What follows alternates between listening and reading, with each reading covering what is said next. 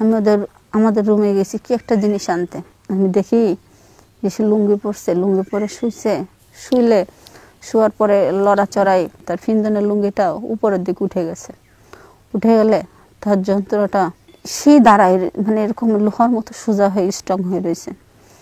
আসলে তখন যখন সোজা স্ট্রং হয়ে রয়েছে, তখন দেখে আমার নিজে আমি ধরে রাখতে পারতেছি না। তখন ওইটা আমি হাত দিয়ে একটু ডলতেছি, তারপর আমি ওর উপরে উঠে একবার উঠতেছি একবার বসতেছি। আমি চাই যে সারা জীবন সারাক্ষণ আমার স্বামীর সঙ্গে আমার উত্তেজনাটা একটু বেশি। তো একদিন আমার স্বামীর বলতেছি, দেখো তুমি যেভাবে করো এটাতে না আমার মন ভরে না, আমার এর থেকে বেশি প্রয়োজন। তখন সে বলে যে দেখো তোমার বেশি প্রয়োজন, কিন্তু আমার তো আমি যতটুকু পারি আমি ততটুকু চেষ্টা করি তোমার আনন্দটা দেওয়ার জন্য, কিন্তু সেইখানে দেখো আমি যদি এরপরও যদি না পারি, এরপরও যদি তোমার না হয়, তাহলে তো আমি কিছু করতে পারবো না, কারণ আমার এতটুকুই আছে, আমি এতটুকুই দিতে পারবো। তখন আমি বললাম যে দেখো যতটুকু থাকুক তুমি যদি একটু পরিপূর্ণভাবে দেওয়ার চেষ্টা করো তাহলে আমার ভালো লাগে। তুমি আমার দিকটা বুঝো আসলে আমার মনে কী চাই। তো যখন আমার স্বামী স্ত্রী মেলামেশা যখন করি, যে মুহূর্তে আমার উত্তেজনাটা বাড়ে, তখন আমার স্বামী তার আগেই তার জিনিসটা আউট হয়ে যায়। আউট হয়ে যখন যায় তখন আমি বলি যে কি আমারটা নাই হইতে হইতে তোমারটা হয়ে গেল, এটাকে আমি মজা পাচ্ছি না তো। তখন সে বলে এতে তুমি মজা পাচ্ছ না? আমি বলি যে না, এটা আমার মজা হচ্ছে না। তখন আমার স্বামী বলে যে কি বলো, এত জোরে দিলাম তা মজা হলো না? যে হ্যাঁ, তুমি যা দিলা এতে আমার মজা লাগতেছে না, আমার ভালো লাগতেছে না, এখন কি করব?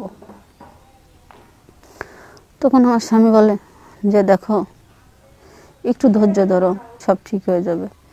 আমি বলে দেখো এটা ঠিক হবে না, তুমি পারো না। কেন পারো না? তুমি তো জানো আমি সারাক্ষণ এটার পরে আমার আগ্রহ, আমি সবসময় মন চাই যে এটা নিয়ে যদি পড়ে থাকতে পারতাম তাহলে ভালো লাগতো।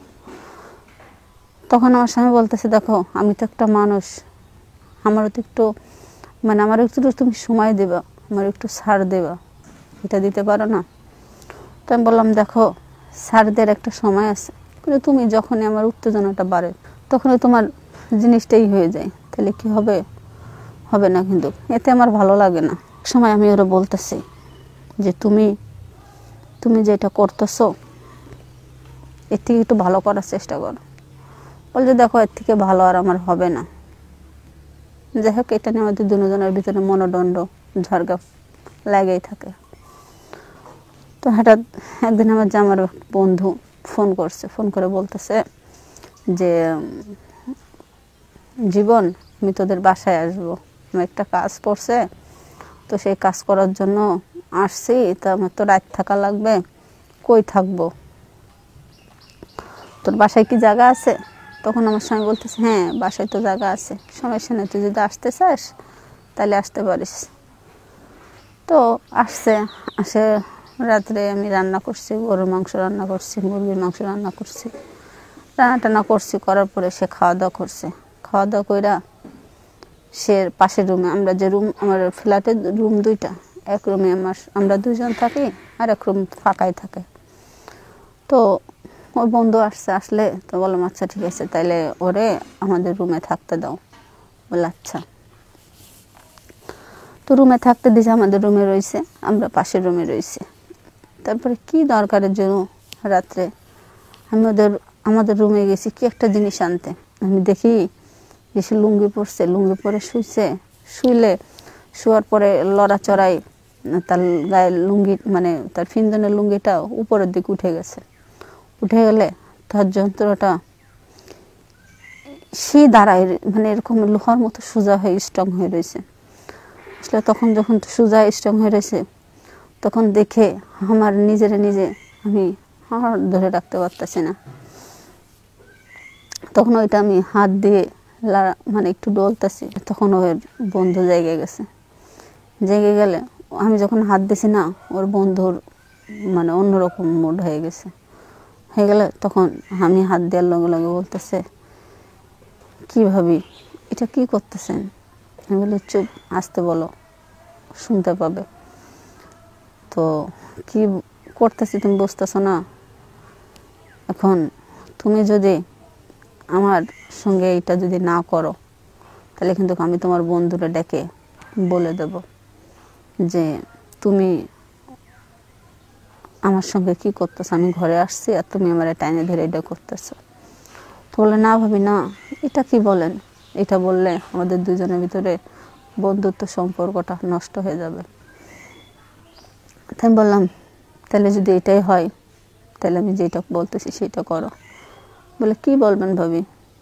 আমি বলতেছি যে তুমি বুঝো না আমি কি বলবো। বলতেছি, থাক, তাহলে আমি কিছু করবো না, যদি করেন তাহলে আপনি করেন। তো আমি বললাম, আচ্ছা।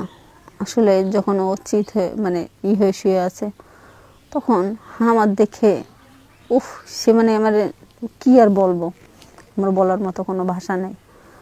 তারপর আমি ওর উপরে উঠে একবার উঠতেছে একবার বসতেছি। আসলে আমি খুব মজা পাচ্ছি, খুব শান্তি লাগতেছে। এরকম করতে করতে অনেক সময়, প্রায় আধা ঘন্টা ভরা ওর সঙ্গে আমার এই সম্পর্ক মানে এই কাজ চলতেছে। কাজ চলতে চলতে অন্যরকম একটা ফিলিংস যখন আসছে, দুজনের খুব উত্তেজনা, মানে আমরা দুজনে একই রকমের। আমার যেরকম উত্তেজনা, ঠিক একই রকম ওর উত্তেজনা। আসলে এত ভালো লাগতেছে যে সেটা বলে বোঝানোর মতো না। এক পর্যায়ে ওটা করতে করতে আমার প্রায়, যখন আমারটাও হয়েছে তখন ওরটা হয়েছে, দুটো একসঙ্গে আউট হয়েছে। আসলে দুজনের জন্য উত্তেজনা যখন বাড়ে, তখন যদি দুজনের যদি সেই উত্তেজনায় যদি সামল্যন থাকেন, তাহলে কিন্তু সেটা এতটা মজার হয় আর এতটা ভালো লাগে, সেটা বলার মতো না। তারপরে যখন ওটার পরে আমরা আসি, হঠাৎ ওর করার পরে তখন আমি ওরা বলতেছি বন্ধুরে যে আসলে আপনার টাপে আমি খুব মজা পাইলাম, খুব তৃপ্তি হইলো আমার। কেননা এইটা আপনার ভাইরে অনেকবার বুঝায়, আপনার ভাই এটা বুঝে না। কেন সে বলে আসলে সে আমার সঙ্গে মানে আমার উত্তেজনা যখন বাড়ে না, তখন তার টাট হয়ে যায়। তাহলে কি মজা লাগে। আজকে এই 6 বছরের ভিতরে যে মজাটা পাই নাই, সে মজাটা আজকে আপনার থেকে পাইলাম। আসলে পাই আমার কাছে এত ভালো লাগতেছে যে সেটা বলার মতো না। আসলে আমার কাছে খুব ভালো লাগতেছে। তখন বন্ধু বলতেছে, সত্যি ভাবে আমি কি আপনারা খুশি করতে পারছি? তো আমি বললাম, হ্যাঁ, খুশি করতে পারছেন না মানে 100% খুশি করতে পারছেন। আমি যে এত মজা কখনো পাইনি, আজকে যেরকম পাইছি। আসলে এটা বলার পরে তখন আমি আবার করার পরে আমার রুমে আমি চলে গেছি। আর ওদিকে যে দেখে আমার স্বামী অথুষ্ট ঘুমাচ্ছে। আসলে আমি যে কি করে আসলাম সেটা সে জানেই না, বুঝতেই পারে নাই। সকালবেলা উঠছি, উঠে মানে আমি গোসল করছি। গোসল করলে আমার স্বামী বলতেছে, কি হলো, তুমি গোসল করছো কেন? আমরা তো কিছু করিই নাই। তো বললাম, দেখো, তুমি কিছু করো নাই, তুমি তো জানো আমার উত্তেজনাটা বেশি, তুমি কিছু করো না, আমার এমনি ওইটা হয়ে গেছে, তাই গোসল করছি। তখন আমার স্বামী বলতেছে, কি বলো? হ্যাঁ। পরের দিনে রাত্রে যখন আমরা স্বামী স্ত্রী আবার মেলামেশা করতেছি, তখন আমার উত্তেজনার সময় ওইটা ওর আউট হয়ে গেছে। তখন আমি বলতেছি, তুমি কি করো? তোমার থেকে তো তোমার বন্ধুরটাই ভালো। তখন আমার স্বামী বলতেছে, কি বন্ধুরটা ভালো মানে? তখন বললাম যে, হ্যাঁ, তোমার থেকে আমি মজা পাই নাই, কিন্তু তোমার বন্ধুর থেকে আমি মজা পাইছি। তখন আমার স্বামী বলতেছে, কি তুমি আমার বন্ধুর কাছে গেছিলা? বললাম যে, হ্যাঁ, গেছি। তুমি পারো না আমি অন্য সাইডে যদি আমার আশাটা মিটাইতে পারি, তোমার সমস্যা? তখন আমার স্বামী অঝরে 2 চোখ দিয়ে পানি বেরোয় আমার দিকে তাকাই আছে। তুমি যেটা করছো এটা ঠিক করো নাই। বললাম, ঠিক কোনটা বলো আমি জানি না, যখন আমার উত্তেজনা বাড়ে তখন আমি ঠিক থাকতে পারি না, এটা তুমি খুব ভালো করে জানো। যাই হোক, যেটা হওয়ার সেটা হয়ে গেছে, এটা নিয়ে এখন আর বেশি বাড়াবাড়ি করো না। এটা বলে আমার স্বামী চলে গেল।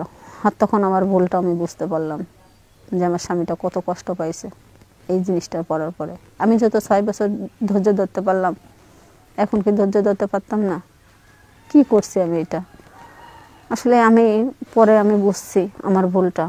আপনারাও এরকম কোনো কিছু করবেন না, যাতে পরবর্তীতে ভুলটা বুঝবেন যখন স্বামীর কাছ থেকে স্বামী আপনার থেকে অনেকটা দূরে চলে যাবে।